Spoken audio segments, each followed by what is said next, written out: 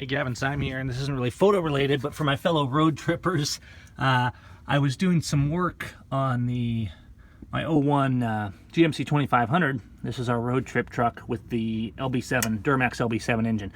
Anyways, the starter last night started clicking, and so I was poking around, and I got it started by poking around the wires. Actually, this wire right here on the starter, you see that I've now gotten out, and it was sparking. And I'm not even sure the starter's failed. I think I have a bad connection here in this wire. And then as I went to take it out, which is a bit of a beast, and the reason I'm making this video is because I couldn't really find much for videos on pulling the starter out of this particular engine, this vehicle. And the ground, I think it was right here, this little guy came out. It was all kind of loose and sloppy, and when I went to release it, it just broke off. So whether the starter's bad or not, I'm just going to replace the whole thing and put a new one in, because clearly I've broken it now, and it's too much of a pain to get to have to worry about it being wrong. So I'm going to put a nice fresh new one in here.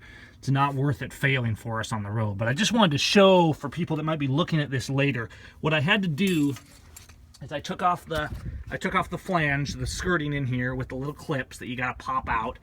And then I took the tire off because it just made it a lot easier to access. And then the starter, of course, is right back in here. This is, of course, the passenger side I'm on right now.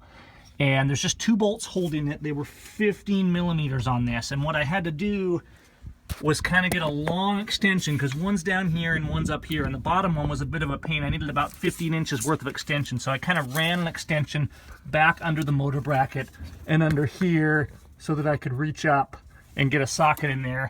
And it took a little bit of work to get the bolts out, but it wasn't a huge deal. So once I got the bolts out, the starter pulled right out, and of course I had to disconnect the wires and stuff like that. Now, the actual hassle was the exhaust, because there's no way to get the starter out of here. It's a pretty beefy starter, and I'm not really a mechanic, so I'm just kind of winging it. Probably somebody that knew what they were doing could have done this a lot faster, but the exhaust here coming up, and I do have a 4-inch exhaust, but I think even if you had a stock exhaust, you would not be able to get the starter out without disconnecting it. So I had to unhook the exhaust from the engine, which was connected with this guy here, so I had to loosen that and pop it off. That wasn't a big deal.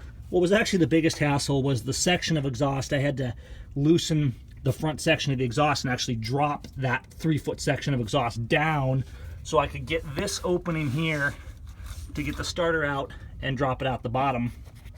And the bolts under there with the brackets that hold the exhaust were rusty and tight. There's a big U-bolt there, and it was just a fight to get that out.